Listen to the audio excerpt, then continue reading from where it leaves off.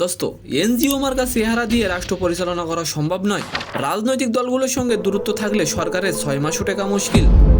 দোস্ত, অন্যদিকে অপুর ছেলে জয়ের জন্মদিনে হাজির হয়েছিলেন সুপারস্টার সাকিব খান, আর এই বিষয়টি নিয়ে নিজের ফেসবুকে অবাক করা একটি পোস্ট করলেন অপু। নমস্কার দোস্ত, ভিবুনুর বলেন অন্তর্বর্তীকালীন সরকার তাদের পরিধি বাড়িয়ে বিভিন্ন দল থেকে প্রতিনিধি নিয়ে একটি ইনক্লুসিভ সরকার গঠন করা উচিত। অন্যথায় রাজনৈতিক দলগুলোর সঙ্গে দূরত্ব থাকলে সরকার 6 মাসও টিকবে না।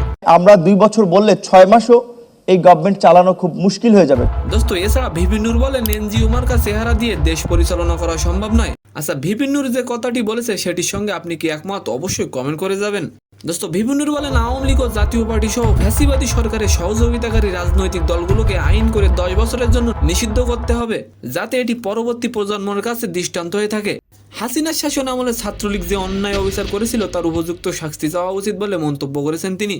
দোস্ত, অন্যদিকে সাকিব অপুর ছেলে জয়ের 8 বছর পূর্ণ হয়েছে, আর তাই ছেলের জন্মদিনে হাজির হয়েছেন বাবা সুপারস্টার সাকিব খান। শনিবার রাতে সেই ছবি ফেসবুকে পোস্ট করেছেন অপু, যেখানে দেখা যায় বাবা ও ছেলে কেক কাটছেন। আর এই বিষয়টি নিয়ে অপু ফেসবুকে পোস্ট করেন, when dads on team up cake taste even sweeter. তার মানে বাবা ছেলে এক টিমে থাকলে কেক আরও মিষ্টি লাগে। তো সম্মানিত দর্শক, আজকের ভিডিওটি কেমন লাগলো অবশ্যই কমেন্ট বক্সে জানাবেন। আর ভিডিওটি যদি ভালো লাগে অবশ্যই একটি লাইক দিয়ে আমাদের চ্যানেলটিকে সাবস্ক্রাইব করে দিবেন। ধন্যবাদ।